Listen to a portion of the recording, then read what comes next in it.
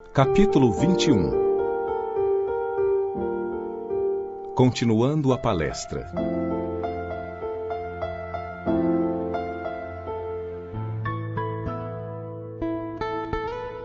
A palestra, senhora Laura, exclamei com interesse, sugere numerosas interrogações. Relevar-me-á a curiosidade, o abuso... Não diga isso, retrucou bondosa. Pergunte sempre. Não estou em condições de ensinar. Todavia é sempre fácil informar. Rimo-nos da observação e indaguei em seguida. Como se encara o problema da propriedade na colônia? Esta casa, por exemplo, pertence-lhe? Ela sorriu e esclareceu. Tal como se dá na terra, a propriedade aqui é relativa. Nossas aquisições são feitas à base de horas de trabalho. O bônus hora, no fundo, é o nosso dinheiro. Quaisquer utilidades são adquiridas com esses cupons obtidos por nós mesmos à custa de esforço e dedicação. As construções em geral representam patrimônio comum, sob controle da governadoria. Cada família espiritual, porém, pode conquistar um lar, nunca mais que um, apresentando 30 mil bônus hora, o que se pode conseguir com algum tempo de serviço. Nossa morada foi conquistada pelo trabalho perseverante de meu esposo, que veio para a esfera espiritual muito antes de mim. 18 anos estivemos separados pelos laços físicos, mas sempre unidos pelos elos espirituais. Ricardo, porém, não descansou. Recolhido ao nosso lar, depois de certo período de extremas perturbações, compreendeu imediatamente a necessidade do esforço ativo, preparando-nos um ninho para o futuro. Quando cheguei, estreamos a habitação que ele organizara com esmero, acentuando-se nossa aventura. Desde então, meu esposo ministrou-me conhecimentos novos. Minhas lutas na viuvez haviam sido intensas. Muito moça ainda, com filhos tenros, tive de enfrentar serviços rudes. À custa de testemunhos difíceis, proporcionei aos rebentos de nossa união os valores educativos de que eu podia dispor, habituando-os, porém, muito cedo aos trabalhos árduos. Compreendi depois que a existência laboriosa me livrara das indecisões e angústias do umbral, por colocar-me a coberto de muitas e perigosas tentações.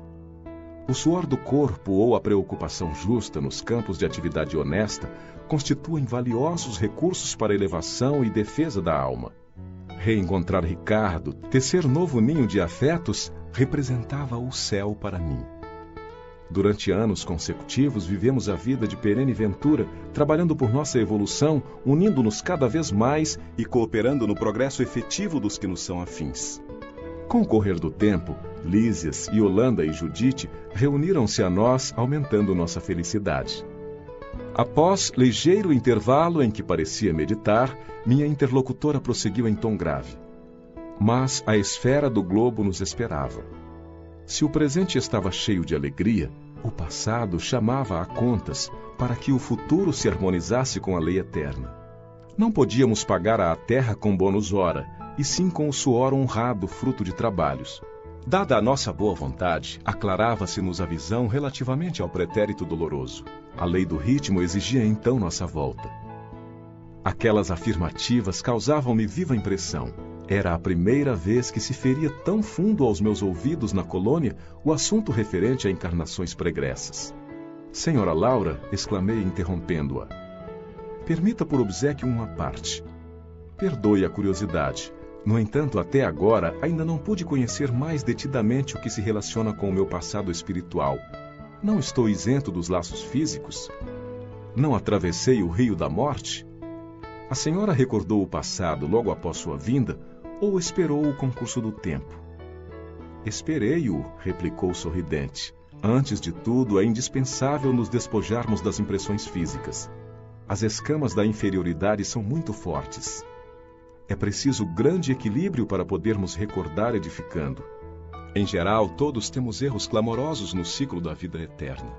Quem lembra o crime cometido costuma considerar-se o mais desventurado do universo.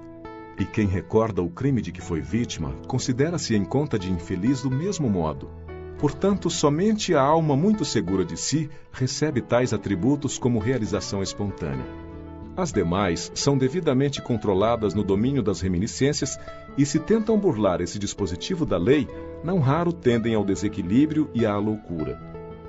Mas a senhora recordou o passado de maneira natural? Perguntei. Explico-me, respondeu bondosamente. Quando se me aclarou a visão interior, As lembranças vagas me causavam perturbações de vulto. Coincidiu que meu marido partilhava o mesmo estado d'alma. Resolvemos ambos consultar o assistente Longobardo. Esse amigo, depois de minucioso exame das nossas impressões, nos encaminhou aos magnetizadores do Ministério do Esclarecimento. Recebidos com carinho, tivemos acesso em primeiro lugar à seção do arquivo, onde todos nós temos anotações particulares.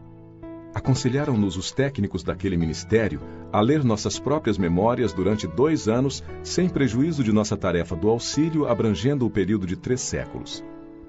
O chefe do serviço de recordações não nos permitiu a leitura de fases anteriores, declarando-nos incapazes de suportar as lembranças correspondentes a outras épocas. E bastou a leitura para que se sentisse na posse das reminiscências? Atalhei curioso. Não, a leitura apenas informa.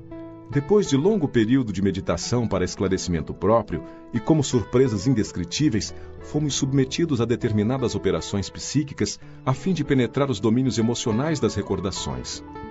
Os espíritos técnicos no assunto nos aplicaram passes no cérebro, despertando certas energias adormecidas. Ricardo e eu ficamos então senhores de 300 anos de memória integral. Compreendemos então quão grande é ainda o nosso débito para com as organizações do planeta. E onde está nosso irmão Ricardo? Como estimaria conhecê-lo? Exclamei sob forte impressão. A genitora de Lísias meneou significativamente a cabeça e murmurou. Em vista de nossas observações referentes ao passado, combinamos novo encontro nas esferas da crosta. Temos trabalho, muito trabalho na Terra. Desse modo, Ricardo partiu há 3 anos. Quanto a mim, seguirei dentro de breves dias. Aguardo apenas a chegada de Teresa para deixá-la junto aos nossos. E, de olhar vago, como se a mente estivesse muito longe, ao lado da filha ainda retida na terra, a senhora Laura acentuou. A mãe de Heloísa não tardará. A passagem dela através do umbral será somente de algumas horas, em vista dos seus profundos sacrifícios desde a infância. Pelo muito que sofreu, não precisará dos tratamentos da regeneração. Poderei, portanto, transmitir-lhe minhas obrigações no auxílio e partir sossegada. O Senhor não nos esquecerá.